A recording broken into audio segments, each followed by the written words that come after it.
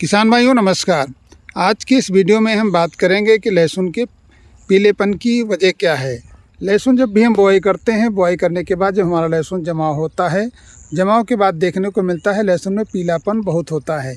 जो लहसुन की पत्तियां हैं वो पीली हो जाती हैं और धीरे धीरे ऊपर से सूखने लगती हैं। लहसुन की पत्तियां क्यों सूखती हैं और इनके ख़ास तौर पे देखा जाए तो क्या कारण होता है, इस वीडियो में हम पूरी डिटेल से जानकारी देंगे। और क्या डालना है, कौन सी दवा डालना है, कौन सी सावधानी रखना है, सब कुछ इस वीडियो में बताएंगे।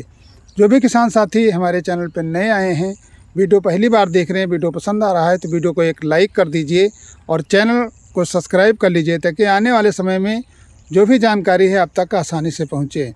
आइए बात करते हैं कि लहसुन जब जमाव होता है 20 से 25 दिन का हमारा हो जाता है, उसके बाद देखने को मिलता है कई खेतों में कई किसानों से मेरी बात हुई है कि लहसुन की पत्तियां पीली ज़रूर पड़ती हैं। जैसे कि हम आपको अपना खेत दिखा रहे हैं, हमारे खेत में ये समस्या फ़िलहाल अभी नहीं है। समस्या ना आए पहले से हमें क्या डालना है, और कुछ किसान भाई सिंचाई के बाद सोचते हैं फंगिसाइड डालना है या कोई खाद डालना है। सारी डिटेल इस वीडियो में आपको मिलेगी, वीडियो को अंत तक देखते रहिए। बात करेंगे पीलेपन की वजह क्या है। जब भी हम लहसुन की बुआई करते हैं, हमारे बहुत सारे किसान भाई डीएपी का प्रयोग करते हैं, एनपीके का प्रयोग करते हैं, और उसके बाद जब हमारा पौधा जमाव करता है, जमाव करने के बाद जब पौधा हमारा 20 से 25 दिन का हो जाता है, पौधे को सबसे पहले खुराक के तौर में नाइट्रोजन यानी यूरिया की आवश्यकता होती है। बहुत सारे किसान भाई हमारे यूरिया का प्रयोग ना के बराबर करते हैं और सिंचाई पहले हो जाती है। पहली सिंचाई के बाद जब भी आपको पीलेपन की समस्या नज़र आए, आपको सबसे पहले यूरिया का प्रयोग करना है।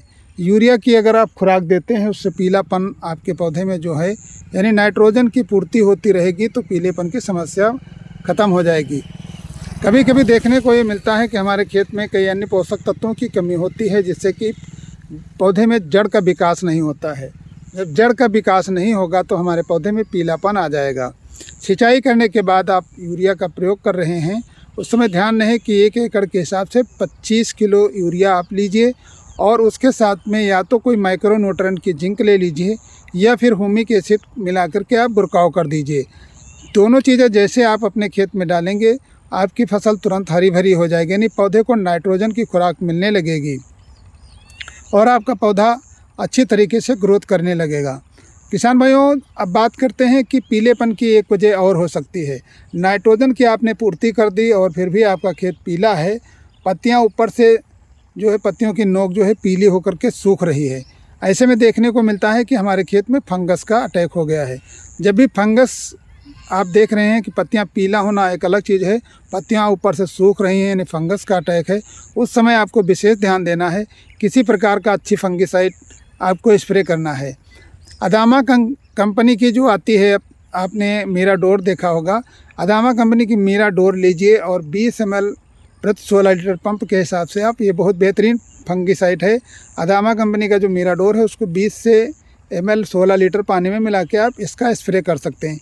इससे आपकी जो नोकें लहसुन की पत्तियों की हैं, ये जैसे कि आप देख रहे हैं पौधे की, ये सूखने लगती हैं यानी फंगस का अटैक होता है, सड़न गलन, ये सारी समस्याओं से आपकी फसल को छुटकारा मिल जाएगा। किसान साथियों, अगर आप देख रहे हैं कि हल्का फंगस है या जड़ों में फंगस लगा है, जड़ों में समस्या आ रही है, जड़ों में उतना विकास जितना चाहिए उतना नहीं हो रहा है, आप किसी एक जो सबसे ख़राब पौधा है उसे उखाड़ के आप देख सकते हैं। अगर उसकी जड़ों में सड़न गलन हो रही है, उस समय आप टेबुकोनाजोल का एक सल्फर आता है टेबो नाम से, उसको लीजिए और आप यूरिया अगर आप डाल रहे हैं तो उस समय यूरिया ही में पहली खुराक जो यूरिया की दे रहे हैं उसी में आप उसको मिला करके बुआई कर सकते हैं। इससे होगा कि आपकी जो लहसुन की जड़ें हैं ये सड़न गलन से बच जाएंगे और नीचे का फंगस ख़त्म हो जाएगा। इससे आपका पौधा बिल्कुल हरा भरा रहेगा। तो इस 2 तरीके से आप फंगस को हटा सकते हैं और पहली खुराक के तौर पे आप नाइट्रोजन अपने पौधे को दे सकते हैं, साथ में ह्यूमिक एसिड भी डाल सकते हैं। और अगर आप डालना चाहें तो माइक्रो न्यूट्रिएंट जिंक जो है 5 किलो प्रति एकड़ के हिसाब से, जिसमें आपके जिंक, बोरान, कॉपर, मैग्नीज ये सारे तत्व मिल जाएंगे और आपकी फसल बहुत अच्छी चलने लगेगी। तो इस तरीके से अगर आप अपने खेत में बराबर कंटिन्यू देख रेख करते रहेंगे और अपनी फसल पर विशेष ध्यान देंगे तो आपकी लहसुन की फसल बहुत अच्छी चलेगी। जैसे कि हमारे बहुत सारे किसान भाई अभी बुआई कर रहे हैं और कोई किसान साथियों के खेत जाम के तैयार हो गए हैं। तो अगर आप अच्छी फसल लेना चाह रहे हैं तो शुरुआती तौर से जैसे हम अपना खेत दिखा रहे हैं, हमारे खेत में आप देख सकते हैं लहसुन की फसल बहुत अच्छी चल रही है, एकदम पौधे हरे भरे हैं। आपको दिखाना चाहेंगे कि लहसुन की जो भी हमने अभी तक ट्रीटमेंट किया है आप तक वीडियो के माध्यम से पहुंचाने का प्रयास कर रहे हैं। और आने वाले समय में निकाई गुड़ाई होने के बाद जब भी दवा हम डालेंगे और जो भी खाद डालेंगे आप तक पहुंचाने का प्रयास करेंगे।